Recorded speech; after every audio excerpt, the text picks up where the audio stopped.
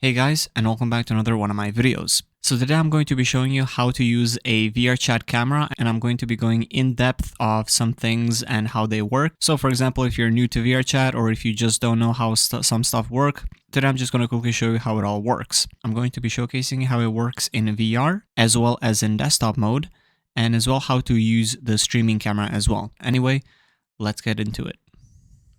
So once you're in VR, let's actually go ahead and open our camera. So you're going to open your Launchpad and we're going to go over on the camera logo and hit photo camera. We're going to extend our little menu here, and now as you can see we have a bunch of settings. So the first one is pretty self-explanatory. You basically activate it and it takes a photo, and then you have a 5-second timer. The camera mode, you have photo, stream, gallery, user icon, and multiplayer. Photos is pretty self-explanatory. Stream camera is your stream camera. Gallery, I'm pretty sure this is when you take photos, it'll put them in your gallery automatically, or if you want to create multiple photos. User icon is mostly if you have VRChat Plus, so you can create a little icon. And multi-layer is basically, as you can see here, will save you multiple pictures, which will take more space and may cause frame rate lag, so do note that. Now next to that, we have a flying, which is basically kind of like a drone mode. The way you use it, you can see it shows you right here the settings, but this basically allows you to use your joysticks, and as you can see, turn your camera around and you can just fly it freely. I have made a video talking about VRC lens and VRChat camera, and I do explain this mode a little bit better in that video. It's not the best thing. I mean, it does the job, but the range on it is pretty bad, and also the controls for it are kind of weird. So you have to note that. Next, we have the anchor. So this one is basically you have default, local, and world. Default is just your camera moving around freely. You have local, which basically allows just to drop the camera and then you can still move it around.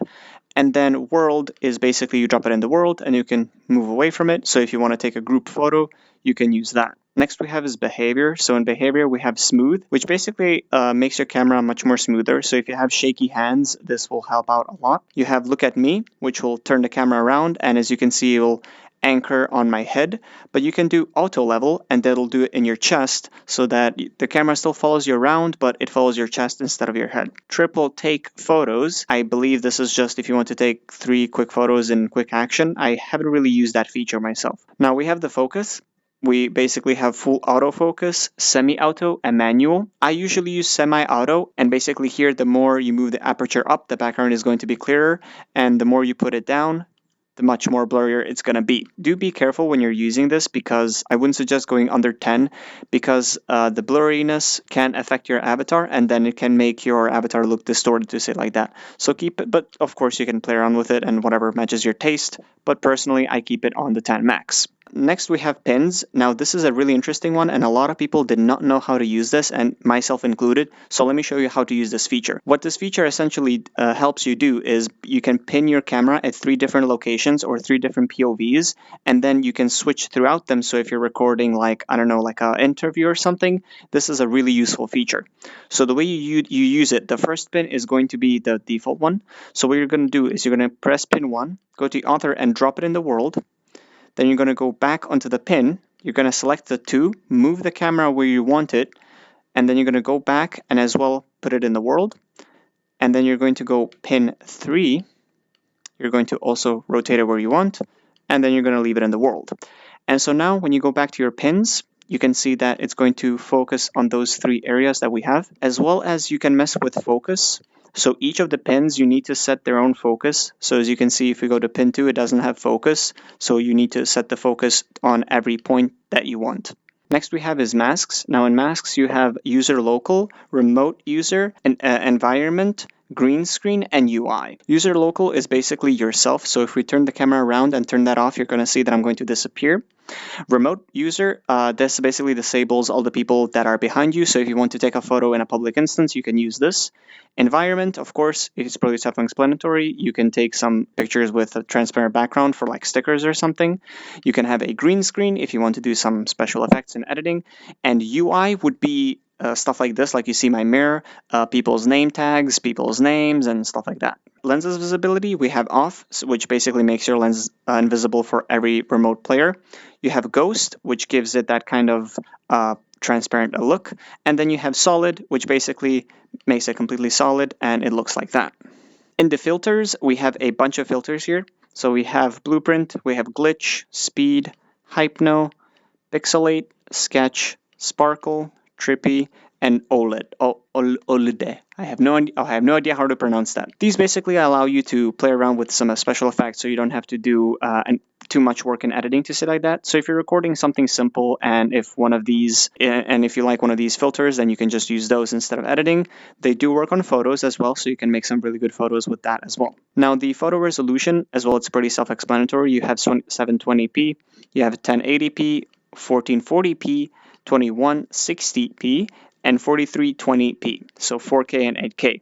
Now, you have to note that when you're using 4K and 8K, the pictures will be bigger, as well as it's going to lag out your game. So try to avoid these if you're in a big public instance, because it may crash your game, especially on the 8K. You have the lock, which basically locks your tablet so that you just don't randomly grab it. So let's say you're recording and you accidentally grabbing it, you can use that lock. And grid basically spawns in this little nice grids, so you can make sure that your frame and that your photo is perfectly smooth. That would do it for your camera. Now let's move on to the streaming camera. Now the stream camera is pretty self-explanatory, and if you actually want to attach it to your OBS, it's pretty easy. All you would have to do is make sure that you're capturing a specific game and that you're capturing a specific window, and then every time by default when you change your stream camera to the stream camera in VRChat, it's going to automatically switch on OBS. There are plenty of really good videos on how to do this, so if you want to specifically know how to do that, go check that out. But you can get around with the stuff I said as well. And of course, the same rules that applied for the photo camera apply for your stream camera as well. So the focus and the lenses and the filters, everything. That would do it for your VR camera. Now let's head to desktop, and I'm going to show you how to use the camera in your desktop mode as well. So now that we're in desktop, let's open our launchpad and go to the camera and select photo camera. Now when it comes to the settings, they're pretty much all the same. As you can see, their functionality stays the same. However, there are some cool things that you are able to do with your camera in desktop mode. For example, if you hold down your scroll wheel and if you move your mouse around, and by using S, A, D, and W, you're able to basically move around freely. And I sometimes use this to check out parts of my avatar. There are worlds for this, but this is just one of the nice things that you can do if you choose to do so. So there isn't really a dedicated camera for streaming like there is in VR. So you would kind of have to use your POV to do that. But that's pretty much how you use your camera in desktop mode as well, and it's pretty cool. Anyway, I hope that this video helped you out in some kind of way. Definitely let me know down in the comments if I skipped over something, and yeah, I hope that this video helped you out. As always, thank you so much for watching, and I will see you around. Peace.